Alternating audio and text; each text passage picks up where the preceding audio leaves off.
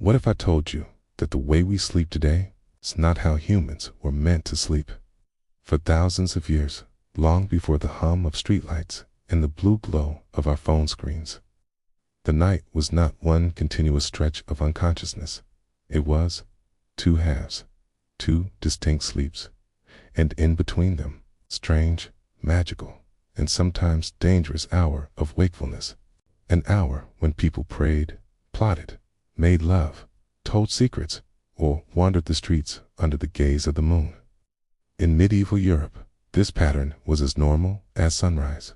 Peasants in their smoky huts, nobles in their sprawling castles, monks in their echoing monasteries, all of them followed it without question.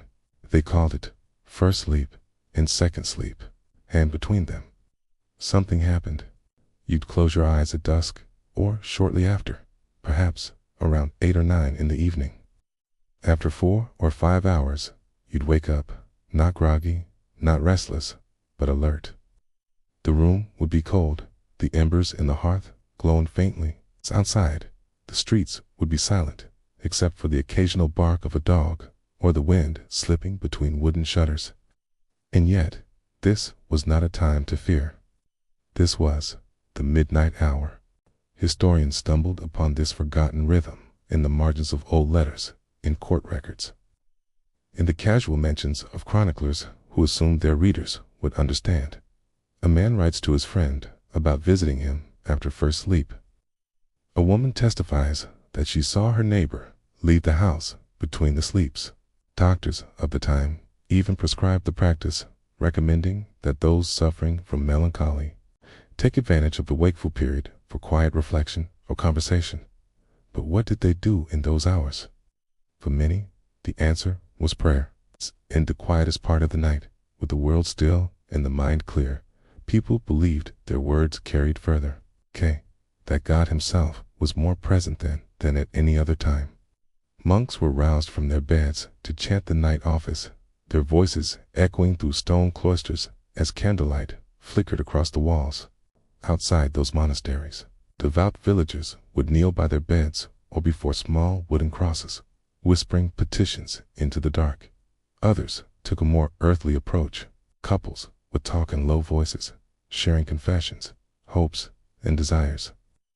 In homes without privacy during the day, the time between sleeps became the only opportunity for intimacy, physical or emotional. In the writings of the period, there are mentions of husbands and wives conceiving children in these quiet hours, neighbors slipping into one another's homes for secret trysts.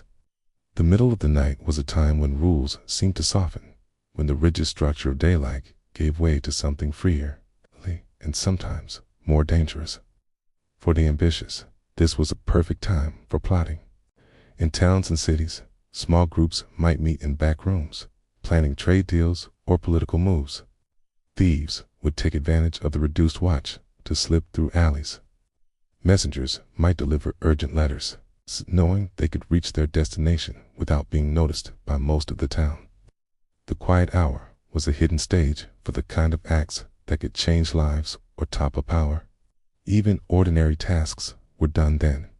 In rural areas, some families would tend to animals, check the coals in the fire, or mend tools. Women might sew or spin wool by candlelight, their hands moving with practiced ease, while others in the house sat talking softly. In winter, when nights stretched long, this break in sleep became an opportunity to use the hours productively. The medieval night was not a dead space. It was alive with quiet activity. And yet, there was something mystical about this time. Folk belief held that dreams before first waking were different from those after second sleep. The first set of dreams, they said, could reveal glimpses of the future, omens of good or bad fortune. The second set was more personal, revealing truths about the dreamer's own heart. People took these dreams seriously. They were discussed over breakfast, consulted upon for decisions, even used in court as signs of guilt or innocence. But why do humans sleep this way at all? The answer may lie in biology. Before the age of artificial light, our internal clocks were guided entirely by the sun and by firelight.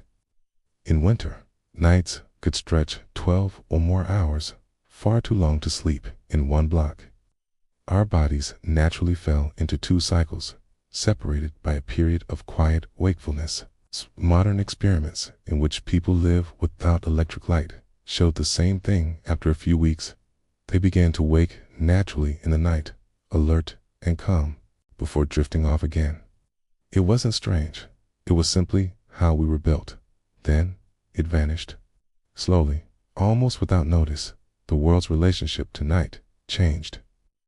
With the rise of street lamps in the 17th century, with candles becoming cheaper, and later, with the arrival of gaslight and electricity, the night became something else. Shops stayed open later. People could work longer.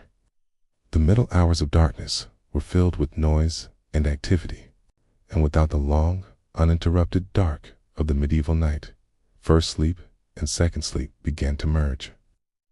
By the industrial age, the two-sleep rhythm was almost entirely forgotten. But with its disappearance, we may have lost more than a pattern.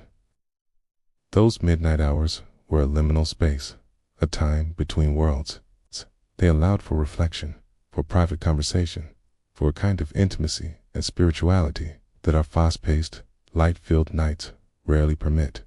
They were a crack in the structure of daily life, a moment when the veil between waking and dreaming, between the physical and the divine, seemed thinner. Imagine it now. You wake in the dark, not to the shrill call of an alarm, but because your body knows it's time. You sit up in the quiet, the room bathed in a faint silver light from the moon outside. There's no phone, no clock, no electric hum, only the faint creak of the house, the sound of your own breath. You have an hour, maybe two, before the second half of your night. What would you do? Would you pray, read, slip outside to look at the stars? Or would you find yourself drawn to the same temptations as those who lived centuries ago? The lure of secrets, of forbidden meetings, of whispered words in the dark. The medieval world is gone. But if segmented sleep was once so natural to us, is it truly gone? Or merely sleeping itself, waiting for a darker, quieter age to return?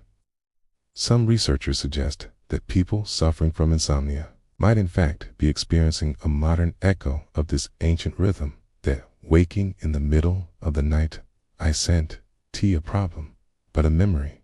And if that's true, perhaps the real question is not why they slept in two shifts, but why we stopped. For in that hidden hour, in that quiet place between dreams, humanity once lived a different kind of life. A life in which the night was not an obstacle to endure, but a companion, a confidant, and a keeper of secrets. And if you listen closely enough, in the deep hours of the night, you might just hear it calling you back.